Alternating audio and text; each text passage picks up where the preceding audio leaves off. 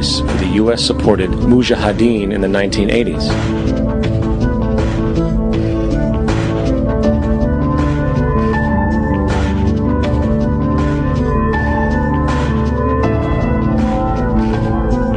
In 2007, the Department of Defense received $161.8 billion for the so-called global war on terrorism.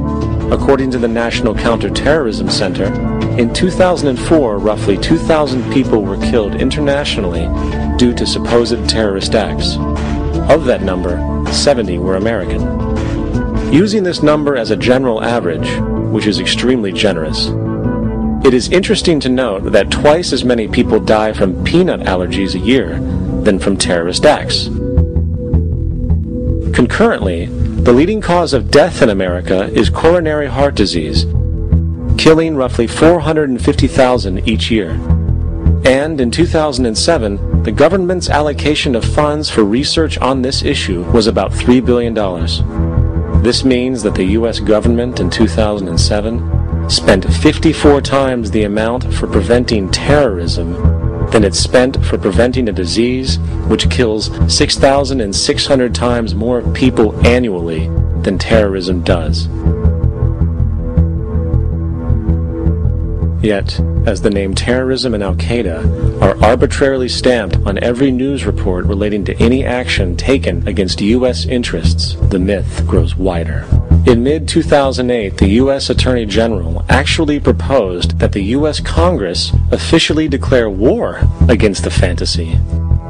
Not to mention, as of July 2008, there are now over 1 million people currently on the U.S. terrorist watch list.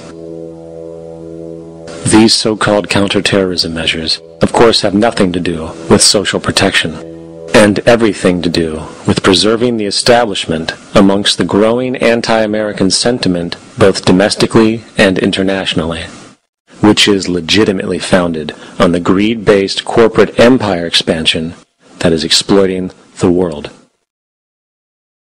The true terrorists of our world do not meet at the docks at midnight or scream Allah Akbar before some violent action.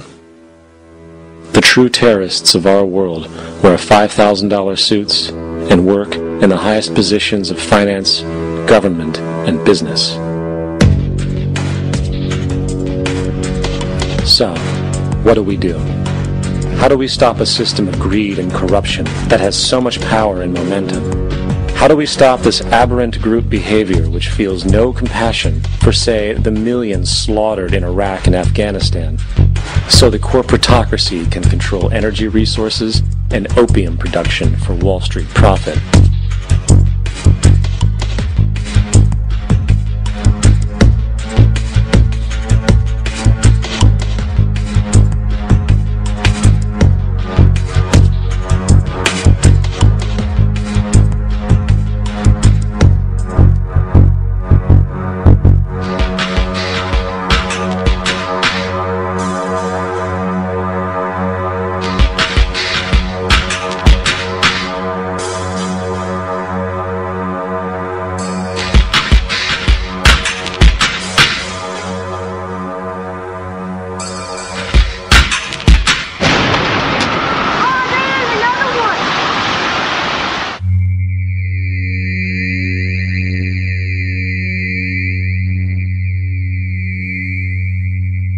How do we stop a system of greed and corruption that condemns poor populations to sweatshop slavery for the benefit of Madison Avenue? Or that engineers false flag terror attacks for the sake of manipulation? Or that generates built-in modes of social operation which are inherently exploitative?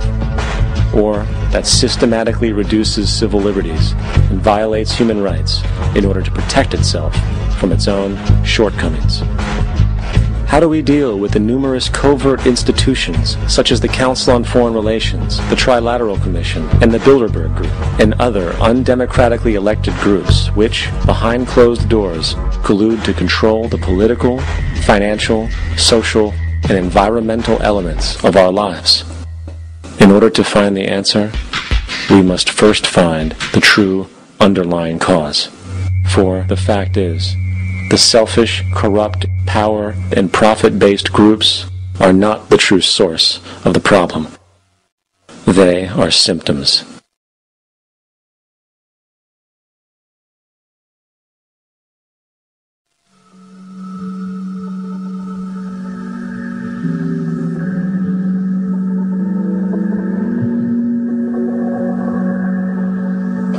My name is Jock Fresco. I'm an industrial designer and a social engineer. I'm very much interested in society and developing a system that might be sustainable for all people. First of all, the word corruption is a monetary invention. That aberrant behavior that's disruptive to the well-being of people, while you're dealing with human behavior. And human behavior appears to be environmentally determined, meaning if you were raised by the Seminole Indians as a baby, never saw anything else, you'd hold that value system. And this goes for nations, it goes for individuals, for families. They try to indoctrinate their children to their particular faith and their country and make them feel like they're part of that. And they build a society which they call established. They establish a workable point of view and tend to perpetuate that, whereas all societies are really emergent, not established. And so they fight new ideas that would interfere with the establishment. Governments try to perpetuate that which keeps them in power. People are not elected to political office to change things. They're put there to keep things the way they are. So you see, the basis of corruption is in our society.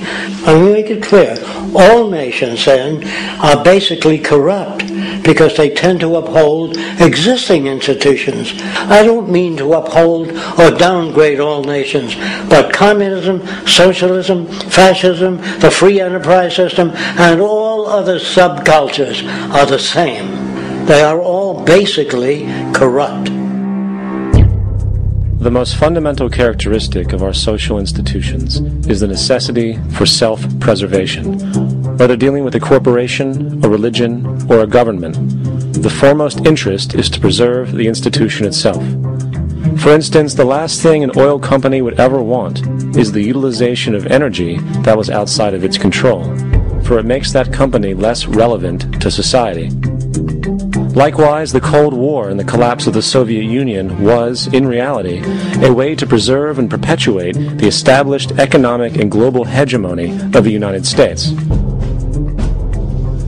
Similarly, religions condition people to feel guilty for natural inclinations, each claiming to offer the only path to forgiveness and salvation. At the heart of this institutional self-preservation lies the monetary system, for it is money that provides the means for power and survival. Therefore, just as a poor person might be forced to steal in order to survive, it is a natural inclination to do whatever is needed to continue an institution's profitability. This makes it inherently difficult for profit-based institutions to change, for it puts in jeopardy not only the survival of large groups of people, but also the coveted materialistic lifestyles associated with affluence and power. Therefore, the paralyzing necessity to preserve an institution, regardless of its social relevance, is largely rooted in the need for money or profit.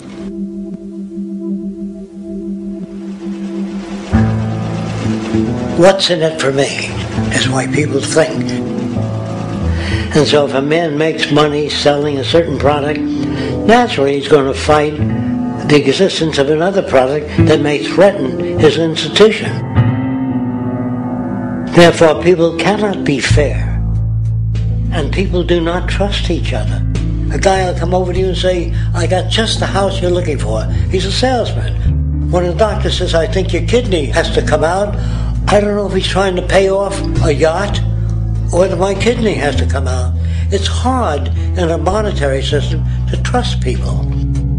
If you came into my store and I said, this lamp that I've got is pretty good, but the lamp next door is much better, I wouldn't be in business very long. It wouldn't work.